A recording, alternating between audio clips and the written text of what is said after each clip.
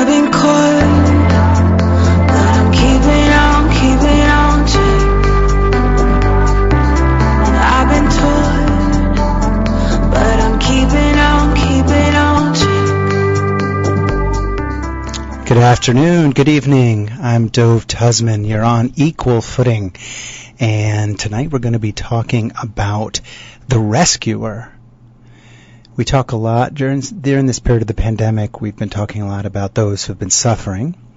And of course, we've been celebrating the first responders, the doctors, the healers who have been working to support our health infrastructure all around the world and keep people safe. There's a broader topic there, though, about the psychological toll that's taken on those who are caregivers.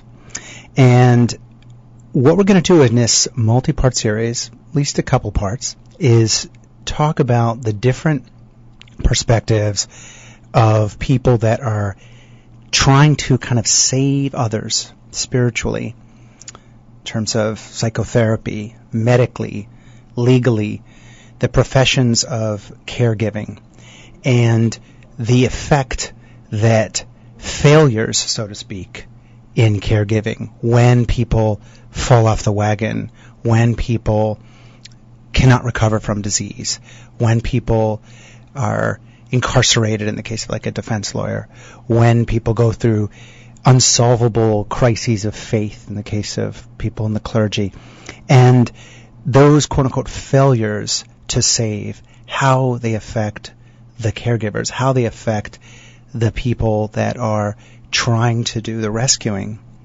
And that's why we've called this series Rescuing the Rescuer. Consider the title of The Wounded Healer, and we'll get to that. That's a motif in our society, from Jesus Christ to Dr. House on TV, The Wounded Healer. But that implies that all healers are wounded, and that's not true, but we all need rescuing at times, including those that are doing the rescuing. So to participate in this discussion, we're on live radio, as always. You can dial 718-303-9090. That's 718-303-9090. And you can also send a text if you want to participate anonymously, 917-428-4062. That's 917-428-4062. It's the number to send a text or WhatsApp. Joined this evening by two wonderful guests who have been on the show before in very different contexts. I'm going to introduce, starting with you, Dr. Ackerman. Dr. Debbie Ackerman is a licensed clinical social worker with many years of experience specializing in addiction and recovery, trauma, marriage and family work. Dr. Ackerman has also had many personal experiences with addiction and bereavement. She's worked for over 10 years specifically in the field of addiction in both clinical and administrative realms. And Dr. Ackerman received her master's in social work from the Wurzweiler School of Social Work at Yeshiva University, her doctorate in social welfare from Wurzweiler Yeshiva as well. And Dr. Ackerman's dissertation, Build It and They Will Come, focused on the lack of outpatient addiction treatment facilities in the Orthodox Jewish community. Dr. Ackerman has extensive teaching experience covering a wide range of clinical practices. And she's a collector of children, in her own words, 11 stepchildren, 8 children of her own also, and is the new mom to her self-described love of her life, Cinnamon, who's a puppy. And Dr. Ackerman, it's a pleasure to have you on. I really enjoyed having you on last time. We were talking about addiction, and now we're going to turn the lens around and talk about the caregivers, the therapists. So thank you, Debbie. Thank you so much. I love being here, and I really appreciate it. Please call me Debbie. Let me just set the record straight. It's 11 of my own children, 8 stepchildren. Oh, sorry. One cat, no problem. The one fat, wonderful cat who's about 100 years old, and the new love of my life, Cinnamon. So, and my husband. Let's not forget him. At least you got the totals right. I do a daily count. It keeps me sharp. Yeah. Thank you very much. This is an honor. Thank you. Yeah, it's a pleasure to have you on again. And I want to introduce our other guest tonight who's been a wonderful guest in the past, talking about subjects as difficult as cults and the concept of when you need to break up with your spiritual mentor, your rabbi, your priest. It's not that relationship's not working for you anymore. The Reverend Dr. David Taylor, always totally authentic in his commentary and lighthearted even in the most difficult of realms. Let me introduce the Reverend Doctor for a second, because he's become a friend over this last year of broadcasting, and it's really a fantastic individual. The Reverend Dr. Taylor is a chaplain at the St. Andrew's School in Florida, which is a very prestigious private school. He's been there for 22 years. He's a native of Vero Beach, Florida, and he grew up in a Southern Baptist evangelical home. After graduating from the University of Mississippi, the Reverend Doctor earned his Master's of Divinity from the Southern Theological Seminary. He also earned a Master of Religious Studies from the University of Cape Town on a Rotary Foundation scholarship. And during his time in South Africa, he worked with the Nobel Peace Prize winner, the Bishop Desmond Tutu. So the Reverend Dr. Taylor brings perspectives in different areas of the Christian faith. He's been specifically a member of the Episcopal Church since the 1990s, and he earned his doctorate from the Virginia Episcopalian Seminary. And the Reverend Doctor served as a chaplain to major and minor league baseball teams, which I've always wanted to talk to on the air. Reverend Dave, we've never had a chance to do that. I'm a huge baseball fan. You've also served as a chaplain to veterans hospitals, retirement communities, prisons, as well as numerous other boarding schools. So, Reverend Taylor, wonderful to have you back on. Thank you so much, Joe. It's fantastic to be here. So in the past, you guys have both been on the show talking about, in a certain sense, sorry to use maybe a little bit of a hackneyed phrase or way of looking at it, but your clients, your patients, the people that you minister to, in the case of yourself, Reverend Dave, and Debbie, in your case, your patients in your therapeutic practice.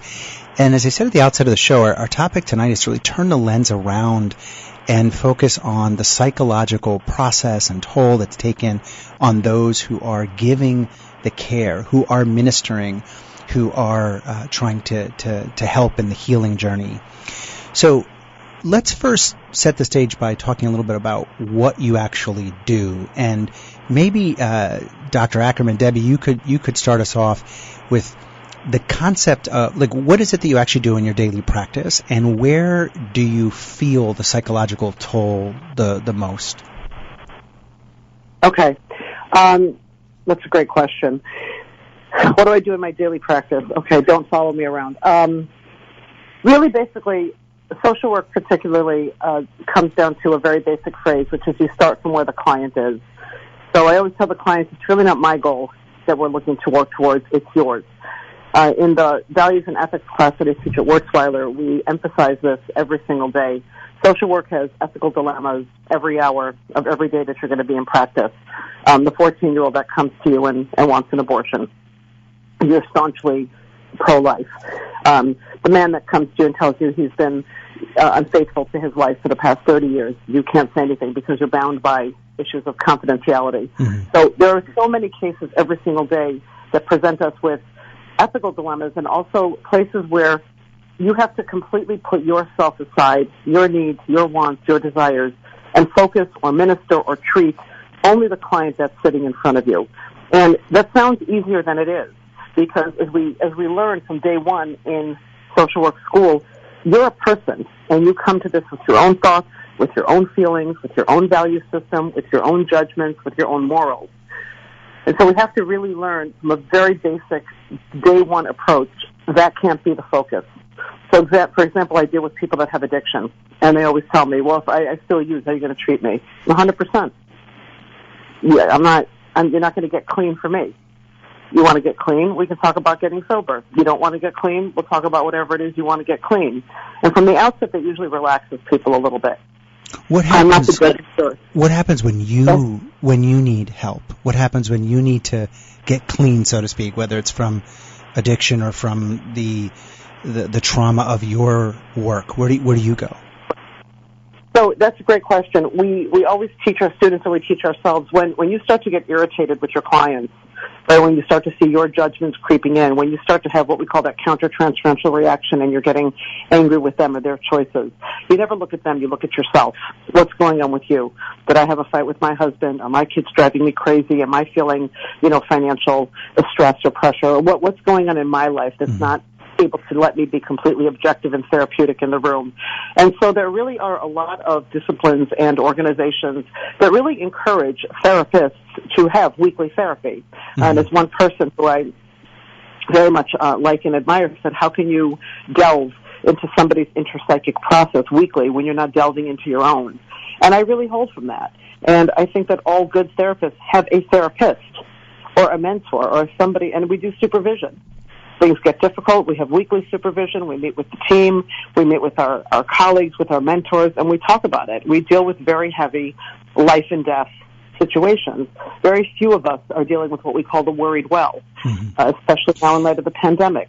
Even the best cases, people's businesses have gone under. They're facing eviction. They know people who have passed away.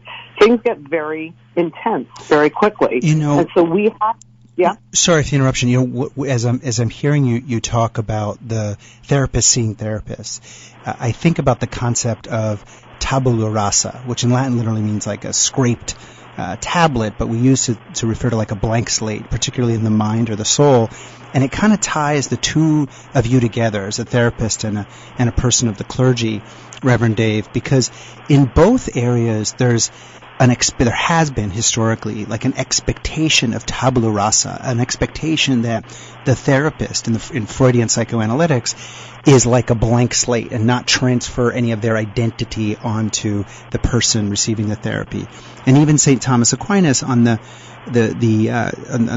kind of Christian theology side also talks about like the blank slate of the soul and the fact that everyone can be formed, and the one is ministering needs to do the forming as opposed to kind of project their own, in that case, perhaps sins or their own issues. How do you deal with this impossible, I would almost call it a mythology, or like this impossible goal that as a caregiver you be tabula rasa, you be a blank slate, not take on the pain, not have your own horrible ideations, not have your own demons.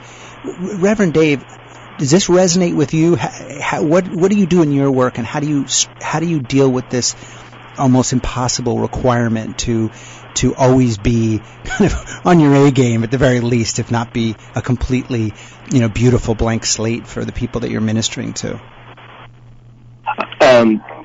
I really appreciate what Debbie said about the idea of being, first of all, being able to consult people when you need help. And in certain forms of chaplaincy, like in hospital chaplaincy and CPE, clinical pastoral education, there is a structure that is built in so that you have the weekly check-ins. In the local church, many times that is not there. And so the idea of the tabula rasa, in my counseling background, it was like, being a non-anxious presence for the person. And that is like, if you're human, you have to work on that. It's like a Buddhist concept of taming the monkey mind. You have to be there for the person. And I find that many times incredibly difficult. Since our last conversation 24 hours ago, these are the things that I've dealt with this week. A member of the school having a miscarriage, anxiety about retirement, a colleague with cancer, imprisonment, legal issues, COVID, rehab, parental illness and death, contracts, looking for a new job, anxiety of retirement, child in an eating disorder treatment center, and suicidal ideation of others. And that's in the last week. That's this week. And of course, there's, none of them know about each other. And those it sounds like we were working together. Exactly, Debbie, exactly. And I think one of the things that is very interesting for me is that there has to be a solid strength of relationship with others. And one of the things that I've pulled up in terms of references, 70% of people that are pastors don't feel like they have a close friend. And 80% of them feel that their job has had a negative impact upon their family and their personal life. And so it's a really, if it's a job that you don't feel called into, or even if it's a job you do feel called into, there's going to be tremendous emotional stresses as you continue to go on your path. Well, Reverend Dave and Dr. Ackerman, let's actually broaden the lens a little bit, because here you are professional caregivers. I hope you don't mind me putting it that way. You've each been drawn to careers in which you are ministering to others. You're helping others.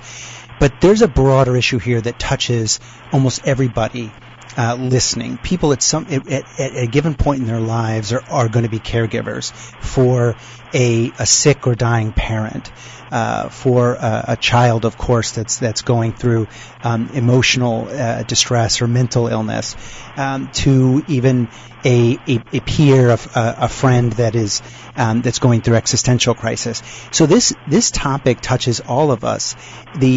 That can quickly go from helping to codependency. It can get unhealthy pretty quickly. Debbie, do you want to help anyone who's listening who's currently in a caregiving role distinguish or give them some tools to distinguish between a healthy caregiving relationship and something that's become unhealthy or codependent? So one of the things that we have to constantly check is our own boundaries. So if the client is scheduled for, Tuesday at 1 and you have your session on Thursday, you're like, oh, let me just give them a call and see how, that discussion went with their spouse. And on Sunday afternoon, you're like, let me just check up on them and see how their weekend was. And it really seems to come from a very good place. I'm a really good practitioner. I care about my clients. But when you start to kind of skew your own boundaries in that way, you have to kind of scale it back and see, who is this about now? Is this about them or is this about me? We set up our business, so to speak, or our helping business from the get-go. We have a 1-hour session. If we need more, we can move to 2 hours a week. After that, we look at a higher level of care. I'm available for, crisis situations or crisis counseling because I do a lot of DBT work, up to 15 minutes. After that, it's a session. So we have kind of like a contractual informed consent that the client has to agree to. When you start to go beyond that in a very significant way, when you yourself start to obsess over your clients, when you don't have any meaningful self-care for yourself, right? When you fundamentally are not dealing with you and you're only dealing with the them, you're going to lose yourself in it. Right, and you're not sleeping, you're not eating, you're not caring for your own needs. In your practice, Debbie, you obviously have a scheduled pattern, right? You see a client at 3 o'clock, they leave at 3:45, whatever it might be. We were joking in one of our pregame conversations to this show, Debbie, about the fact that, someone like in Reverend Dave's role, his work begins when your work week ends, right? Like the weekends, probably, I'd imagine where Reverend Taylor, you get more activity. When it's not as easy as Debbie is describing, Reverend Dave, where the boundaries aren't as clear and you're caregiving at home, or you have a friend who's battling with suicidal ideation who calls you at 2 a.m, how do you set those boundaries? And do you agree with Debbie that it's about setting boundaries when it comes to not slipping into codependency? You have to. You have to have rigid boundaries, and you have to know when is something important and when is something urgent. When is something something that has to be addressed, as opposed to can this wait until the morning. And I think that comes through the idea of life and making bad decisions. I mean, you have to have the experience to fortify that. I think one of the things that I appreciate, again, with what Debbie said, is the idea, is it about them or is it about us? And I think we need, as caregivers, recognize that we don't have all of our stuff in the same bag all the time. And in fact, one of the professors that was a mentor at the seminary I went to in Kentucky is the father of pastoral care. He actually came up with the word workaholic, because he was leading a 12-step group, and they finally just looked at him and they said, well, what's your problem, Dr. Wayne Owens? And then he thought about it. He came to us, I'm addicted to my work. I'm addicted to you. That was where that word came from? I've always wondered. I use that word a lot because I am one. Workaholic. And with that, the average pastor in the United States works over 60 to 75 hours a week because they feel that they have to.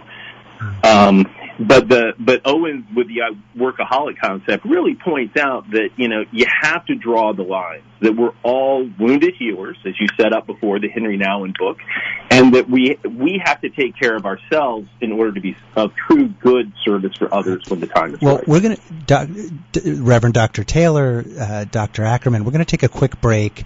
I want to repeat our number to participate, and I also want to give you a little bit of food for thought. We've gotten a couple text questions in the first segment, and this will give you food for thought to really open up maybe a little bit more. People are wanting you to open up more in that next segment. To participate in this conversation on rescuing the rescuer, the care that we need to give to the caregivers, to the people that are trying to help, the clergy people, therapists, doctors, lawyers, etc., that are working to help patients or clients or parishioners, and often need breaks, need help themselves. We need to recognize that wounded healer dynamic in our society. Participate in this conversation with the Reverend Dr. David Taylor, Dr. Debbie Ackerman, by calling 718-303-9090. That's 718-303-9090. Or you can continue to send texts along to 917-428-4062. Again, for text or WhatsApp messages to 917-428-4062. And Dr. Ackerman and Reverend Taylor, I'm going to just quickly give you a comment from a listener, and then we can think about it over the break. This listener says, with respect, they are not answering the question, who takes care of them when they feel weak and human? I know, for example, that many priests become alcoholics because they are so lonely in their attempt to save. So let's think about that, and we'll get back to your personal stories of who cares for you. What do you do when you feel weak and human? We'll be right back. Thank you.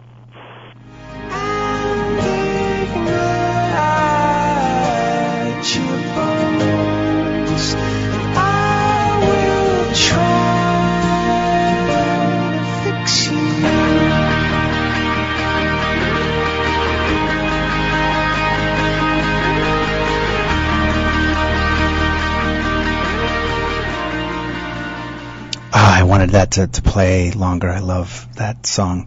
What a great riff there.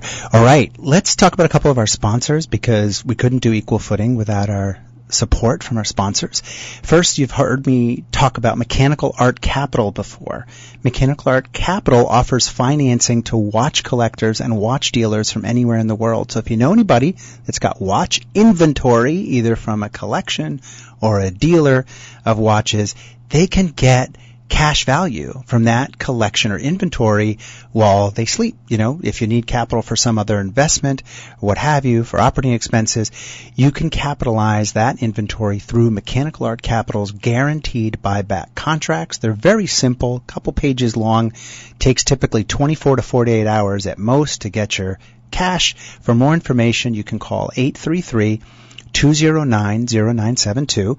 That's 833-209-0972. Operators are standing by. You can also look into it and send in an inquiry at mechanicalartcapital.com. So get onto that program, Easy Cash, for your watch collection or inventory. I also want to talk about Manhattan Medical. Manhattan Medical has a very important message for men and their partners. What's more emotionally painful than erectile dysfunction? And that's being unable to have enjoyable sex. Manhattan Medical utilizes a new Gainswave therapy methodology, and it can help you achieve excellent results. There are no expensive blue pills, it's non-invasive, no surgery, and it's painless. With Manhattan Medical, there are no side effects, and for almost all patients, there are wonderful results. I actually heard about Manhattan Medical through a good friend of mine, business and personal life, who's in his 80s, and he wanted to have a healthy sex life again, and he has had terrific results using Manhattan Medical's Gainswave therapy. So whatever age you may be, talk about ED.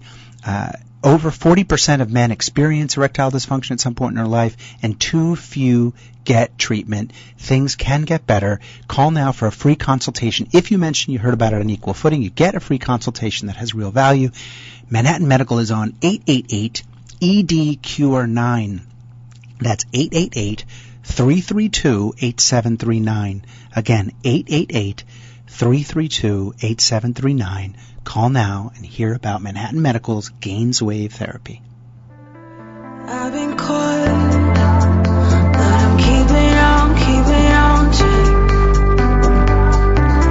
I've been taught, but I'm keeping on. All right, you're back on Equal Footing. I'm Dove Tusman. We're on our wonderful guests, Dr. Debbie Ackerman and the Reverend Dr. Dave Taylor. You guys were challenged with this question before the break. Tonight we're talking about the concept of rescuing the rescuer, the codependency that sometimes happens, the wounding that sometimes happens for people that are trying to heal, for the caregivers in society, for people in the clergy, for therapists, for doctors, etc. Where do they go for help when they are burnt out from helping? So I'm going to reread the question from before the break, or the question and comment. Who takes care of you when you are feeling weak? Maybe give us a concrete example. Reverend Dave, what's been your lowest point in that respect, and where did you go for help? Well, I really appreciate the question, because I think that many times caretakers are really good at deflecting rather than being vulnerable and answering. And again, the example of, there were times that I probably hit a bottle when I shouldn't have in terms of escapism. I think in terms of concrete things today, that it's kind of like a three-legged stool that I have. One is, I think that as a spiritual person, and that is my avocation, it is my calling, that I have to be spiritually connected. And so I have to dedicate time spiritually each day for my growth.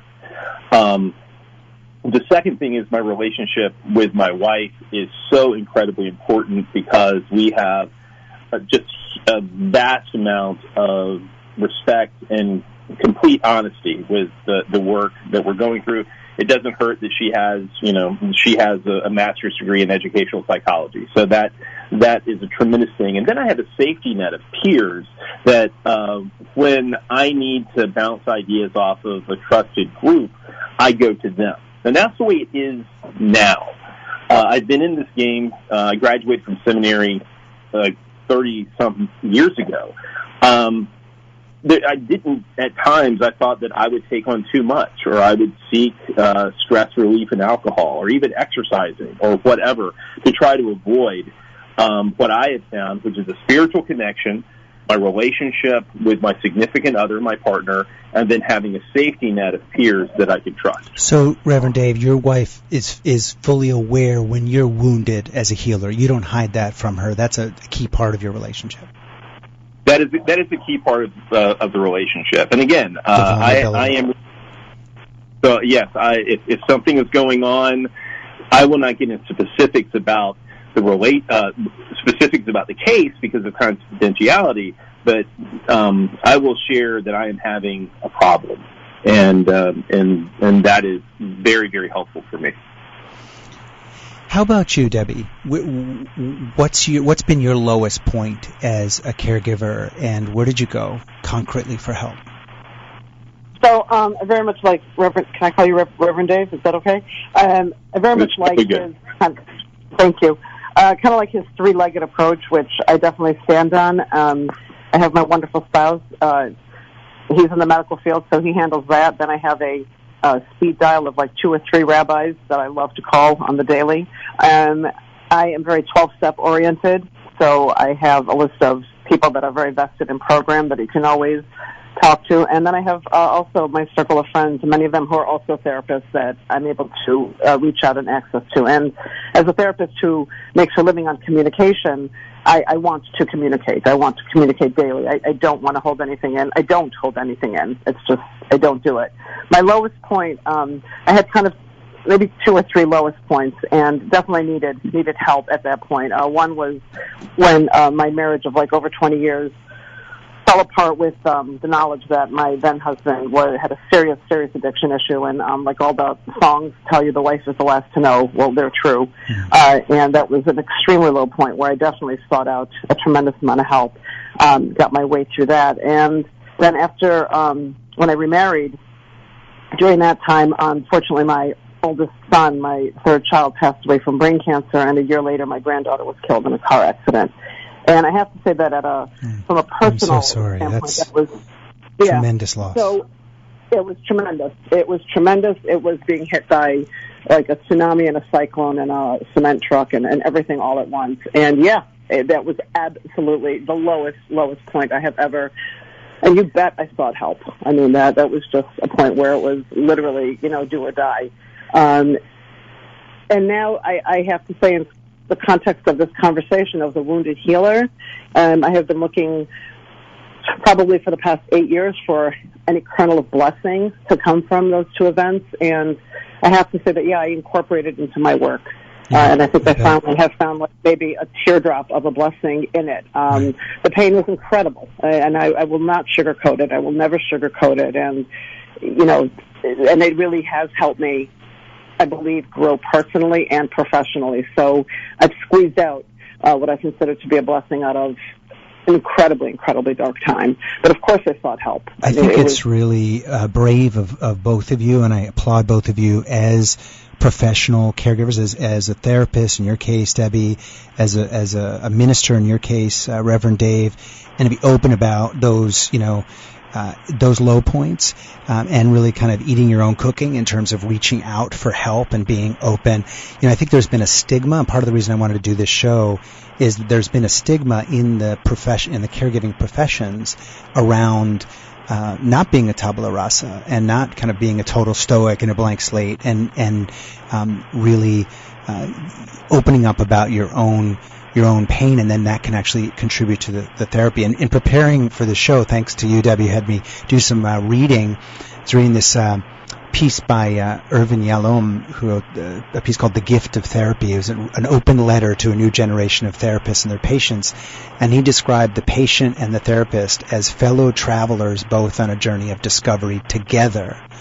And that's very different than the classic Freudian concept of the blank slate reflective mirror of the therapist who kind of experiences nothing, and the therapist going through, and the patient going through everything. Reverend Taylor, I want to talk about this wounded healer concept that Debbie just brought up. The paragon we talked about it at the outset of the show, of the wounded healer in Western culture is probably Jesus Christ. Who dies on the cross. If I understand, I'm not Christian, but I know enough about Christian theology, right? That's the concept. You correct me that it's like literally, it's dying for others. And to be a little bit more, contemporary, or not to get too deep on the religious side for those listeners that doesn't really resonate with, just think about like the popular TV show Dr. House, where you have this literally wounded doctor. If you've seen that show, he's walking around with the cane. He's in incredible emotional and physical pain all the time. He's also like a narcissist, and yet he's dedicating his life to helping others. And so there's this very complex, on the one hand, this paragon of the martyr, the wounded healer in the figure of Jesus, who is giving everything. And I think all religions to some degree have this martyr paragon, and then also the narcissistic, codependent, unhealthy wounded healer. Can you speak to that? Maybe that's a lot, Reverend Dave, but can you speak to that? I'll give it my best shot, definitely, from Jesus to House and back. So when we look at it, Jesus being the Paschal Lamb, the identification of being the lamb that was sacrificed for the blood to be put on the door for Passover, the idea of the sacrifice is something that is huge. And then even with the story of Thomas in the resurrected form, Jesus goes, "Hey, Tom, look at the nail holes. See him, buddy?" That there is something that is within Christianity that is, Jesus was not afraid in the resurrection to show his scars, because that helped identify who he was. It shows that he had gone through it. And Debbie, you have been through so much that the wisdom, that little teardrop, what would seem like a teardrop for you through your existence, is the tsunami of grace for all of those who come in contact with you, including myself. I think that the idea is that we have to admit our humanity. And I was thinking about a low time, probably the greatest hypocrisy I've ever had, is that I was a hospital chaplain in the VA for over a year. And the greatest hypocrisy was I never spent a night in a hospital as a patient. You never spent a night? Sorry, say it again. I'd never spent a night in a hospital as a patient. Right.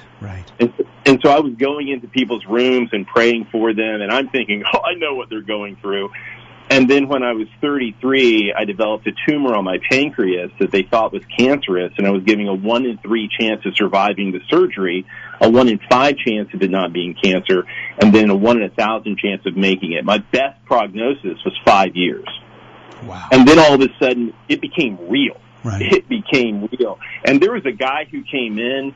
He came in a suit, and he was praying in Creole, and I was like, bring it, brother. I will take all good blessings and wishes that I possibly can. Mm-hmm. And that's... You were the one being ministered to. Yeah. And being willing to be open and to tell everybody, it's like, I am scared. I am hurting. I am in need of the grace and the love that can be found in all of humanity at this point.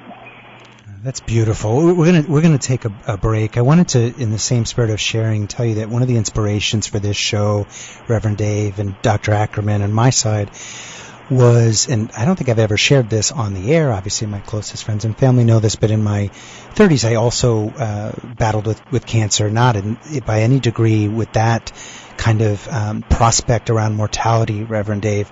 So I don't want to compare. First of all, one should never compare tragedies, right? But I want to, or compare misery, but I want to be clear that nothing like what you lived through. And then in my 40s, as many listeners know, I've dealt with a kind of a legal battle that is consumed, more than half of this decade of my life. And in my 30s, it was doctors tending to me, and in my 40s, it was lawyers. And yes, they were both making money as their profession, just as you guys also earn money as you should from what you do, but nowhere near what I think it was deserved, given in many cases, the amount of pain that they would take on when they would see treatments not work or see a legal filing fail and so forth. And I saw this toll that it would take not only treatment of me as an individual, but others around me, and just see the day in, day out of failure, the day in, day out of not helping a patient, not being able to help a patient recover or avoid death, or not be able to help a client that you believe in and you believe in their innocence, be able to avoid incarceration. And people don't talk enough about the other side. So I really appreciate you guys being open on the show and being able to talk about the wounded healer and that dynamic. We're going to come back. We have some really interesting text questions, one of the most interesting ones that I think I've ever seen in the show. So get ready, guys. We're going to take a break, and we'll be back in a minute on Equal Footing, talking about rescuing the rescuer, helping those who are helping others. If you should find the time to speak, then speak to me. I'd never keep you from your final destiny. So carry on. Equal Footing with Dove Tusman is sponsored by MDCS Dermatology, your experts in skincare. With 2 Manhattan locations and 4 offices in Long Island, including Plainview and Commack, the dermatologists and skincare surgeons at MDCS are proud to be affiliated with the Albert Einstein College of Medicine and New York Presbyterian Hospital. So schedule your next skin exam in one of MDCS's convenient New York area locations. To make an appointment, go to www.mdcs.live or call 212-661-DERM. That's 212-661-3376. You can even schedule a virtual video visit with MDCS's board-certified dermatologists from the comfort and safety of your own home. So go to www.mdcs.live or call 212-661-3376. And don't forget to mention Equal Footing for 15% off all cosmetic procedures. I've been caught, but I'm keeping on tight.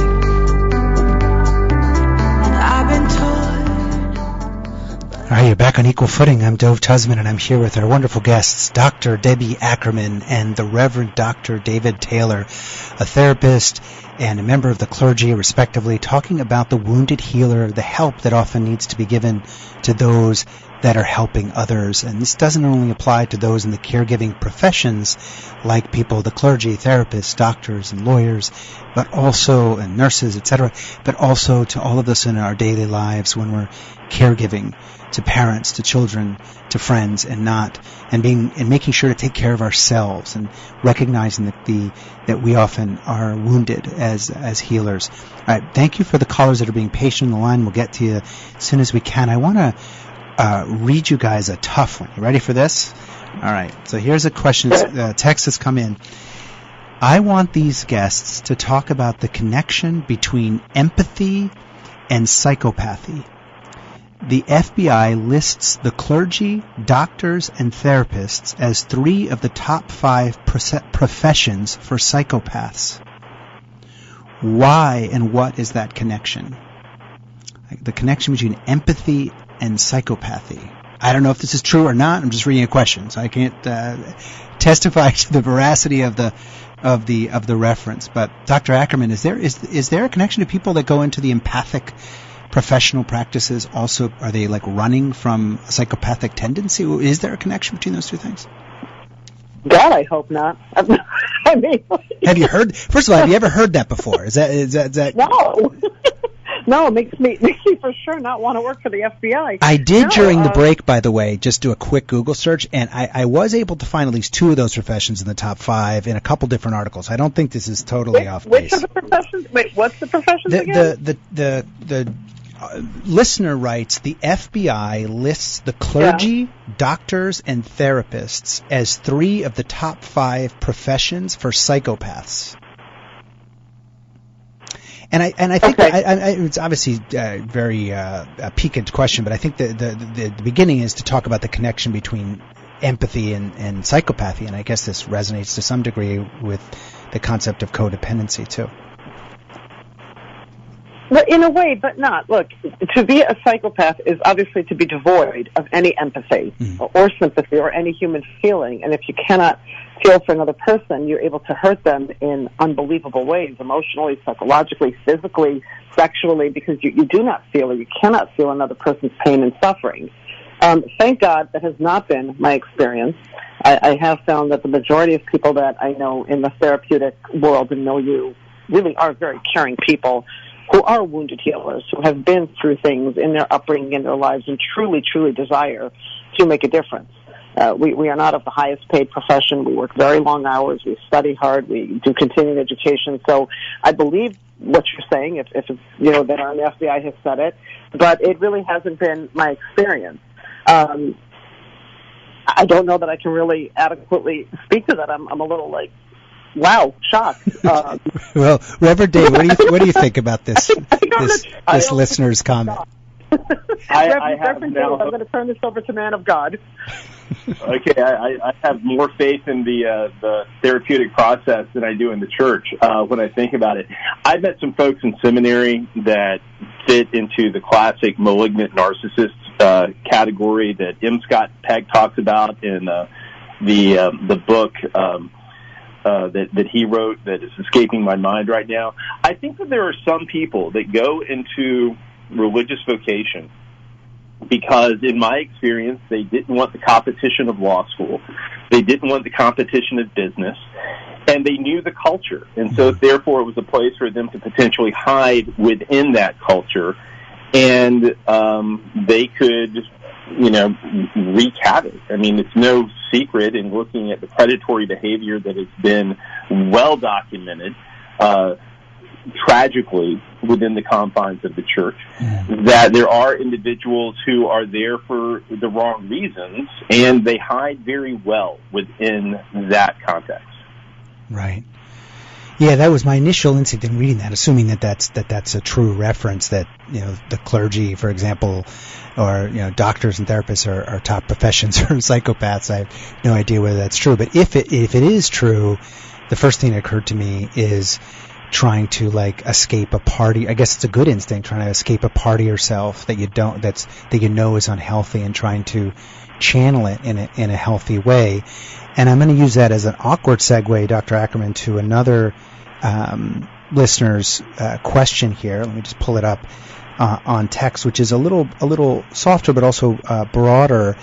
And they're talking about. Hang on, this person says that they're not a professional caregiver. That's not their profession, but I am one, I guess, in their daily life. This person writes, I often find myself just wanting to fast forward, in quotes, conclusions by the people I'm trying to help and just tell them what to do. But that never seems to end well. Does that happen to you as a therapist, Dr. Ackerman? Yeah, so it's a very natural instinct when we want to be a healer to, like you say, fast forward and this is what you're going to do, and, listen to mommy, or... I got it, I heard it, do this. Yeah, exactly. Come, let's have milk and cookies, listen to what I'm saying, like Lucy, that'll be 5 cents, please, and be on our way. And really... The Peanuts, I love that reference. Some of our younger listeners might not know that reference, but yeah. Well, if you don't know it, run and read everything Charles Schulz ever created. Right, Lucy here sets up a little like a therapy stand, like a lemonade stand. Exactly. She's the best. Linus is actually he's the wounded healer. He's the best. So this is what we do in our training. In 2 years, everybody asks, well, what do you do? So I will say that when I first got to social work school, I was shocked that all they wanted to talk about was me. I thought I was going to learn these great clinical skills, and I really spent that first summer thinking, what are we doing in this classroom? They challenge us with every single thing that they can. And we know that that's not going to end well. And like Reverend Dave said, you learn also by mistake. When you try to get your client to do something, well, they're going to get back into, no, I'm not coming to treatment anymore. People cannot be pushed. I don't believe people can be pushed to recover from addiction. People can't be pushed to recover from borderline personality. People want autonomy. They want their choice in what they're going to do. Right. So you learn it's really the therapy term, and it really does make sense. You learn to literally trust the process. And many times I look at myself like a farmer. It's springtime now. I'm planting seeds. I hope they take. Maybe I'm going to take this person from seedling to rooting. Maybe the next therapist will take them to young branch. Maybe the next therapist will take them to wise old oak. You never know. And you're very tempted, but that's when you have to sit back and look at you. Why am I so tempted? Yeah. How about you, Reverend Taylor? Debbie was describing that, like, having to resist the fast forward and give people conclusions. Is that when you're in a therapeutic stance or you're in a caregiving stance? Do you have the same ethical boundary, Reverend Taylor, or do you feel more comfortable kind of telling a parishioner, you know what, you ought to do X? Well, I went through, as I said before, clinical pastoral education and took counseling courses, and so I am not an advice giver. I'm a listener, and I try to provide options and reflective listening and to try to help the person help themselves. There are a lot of people in all realms spiritually that would just quote scripture at somebody, which is just the easiest thing to do. It's like, well, if you're doing that, here's the scripture that says, don't. There you have it. Pray more. And that just really doesn't, it religiousizes the problem, but it doesn't help the spirituality of the problem. And I think that good pastoral counselors are the tabula rasa. They are not advice givers, because the one thing that we are called to do in this profession is to give of our time. Right. It's not to find the shortest way. And that's to find meaningful way. And that's why I wanted to separate this Rescuing the Rescuer series here on Equal Footing into two different episodes. One with, as a person of the clergy and as a therapist, you as guests have a different relationship with the client, so to speak, or the patient as a doctor or a lawyer would, where it is much more prescriptive. There's more of a normative relationship, and there's probably different pathologies and different woundings that take place. Caller on line 1, you've been very patient. Welcome to Equal Footing. Hi, good evening. Good evening. This is Stan. How are you? Hi, Stan. Nice to hear your voice. Okay. First of all, psychopaths, look for politics. Plenty of them, just to let you know. In politics. That's true. You know that. Anyway, here's the thing that I think both of the clergy and I know in the area of the military, this is a very sensitive point. when someone in the military who has been a leader or over men in war, and he's seen men being killed or had to kill somebody during war, and then comes back from war after, and then needs, as a leader, and where everyone confides to him, he needs to confide. Obviously, the Army or the military has somewhat been laxed in that area, especially with officers and so forth. I'm wondering if both the Reverend and the lady have dealt in that area or had clients in the military, and how did it work out, if they did? Good question. I always appreciate this. Getting more specific, with listeners who have gone through that particular type of trauma. I've been there. Yeah. I've been in the military, so I know. I appreciate you opening up about that. Dr. Ackerman. It's a great question, and the caller is right. There is way too much suicide in the military, and it is a known problem.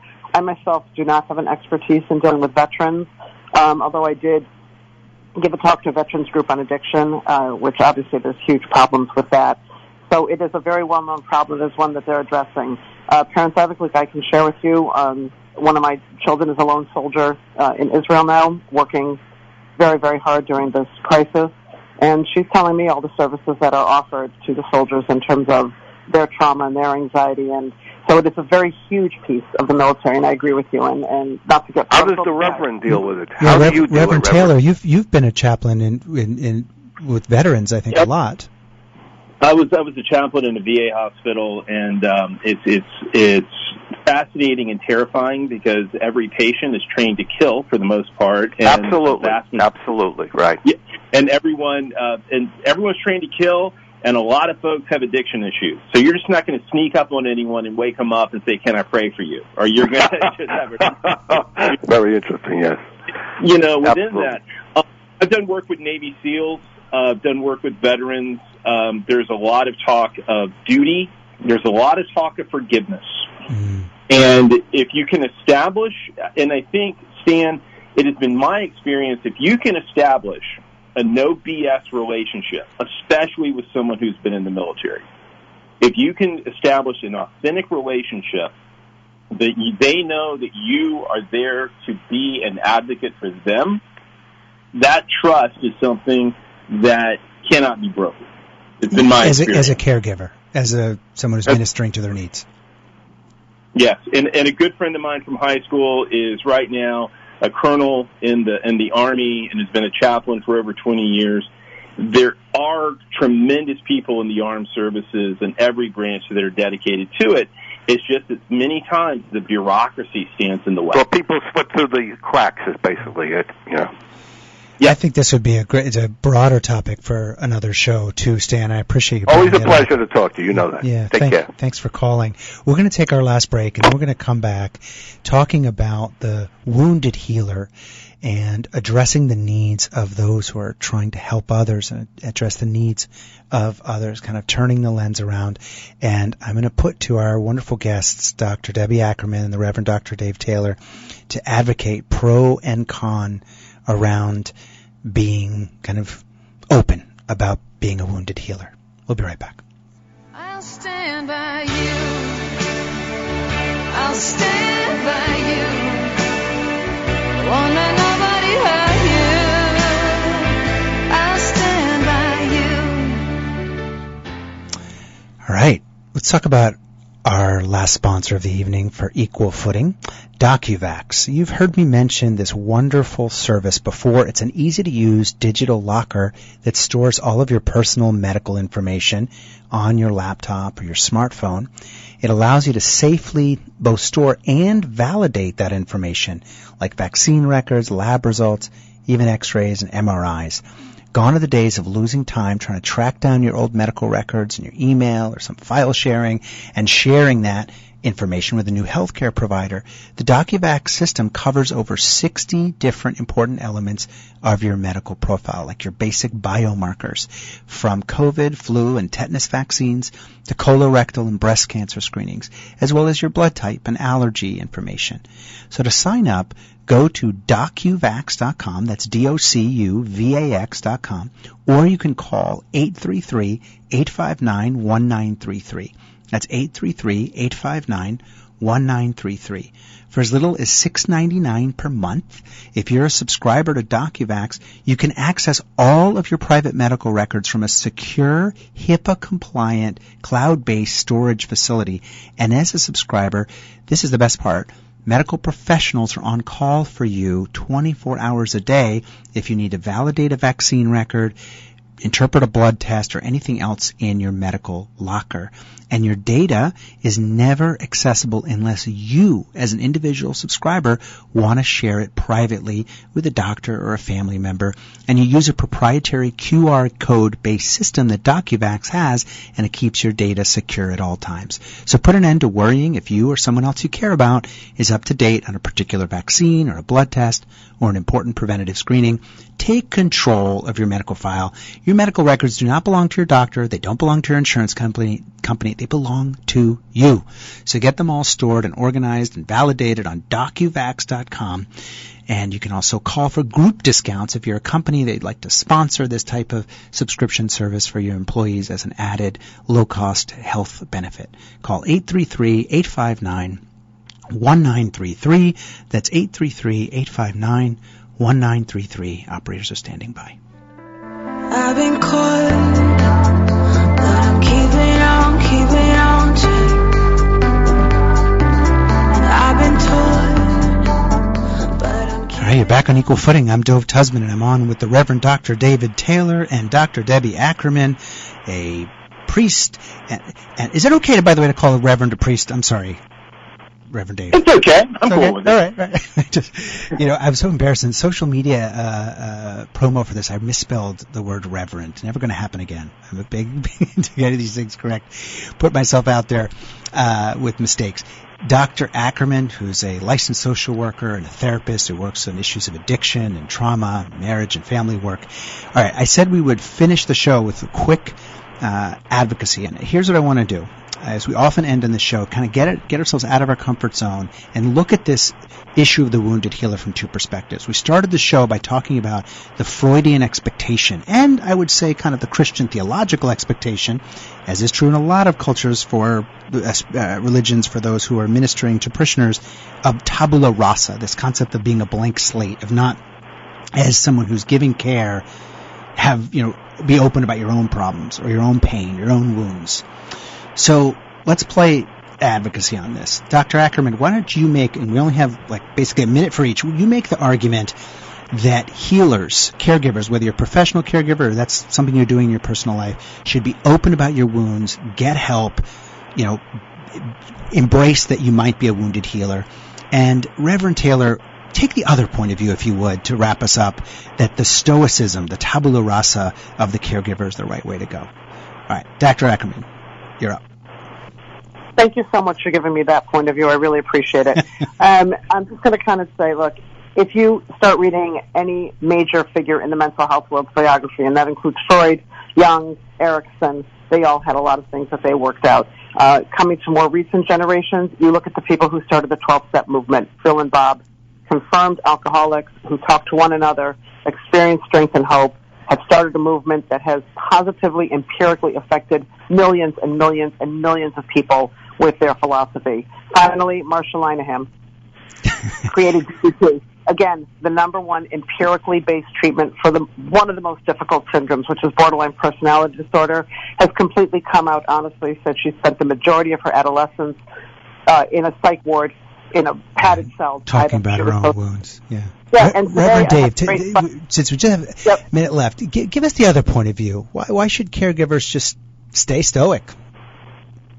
I think that there is an ability to stay stoic from a religious perspective in realizing that we are instruments of grace and that we serve collectively an all-powerful God in the Abrahamic tradition. And so therefore it's not about our ability per se, it's about our availability to be there so that we can work through. And the availability is so much more important. Anyone who knows anything about Drew Bledsoe and Tom Brady knows being able to be there is so important, to be the non-anxious presence, to rely on the grace of God and not on the ability of yourself. What a wonderful note to end on. I think that the synthesis between being open and also staying strong and grounded is critical.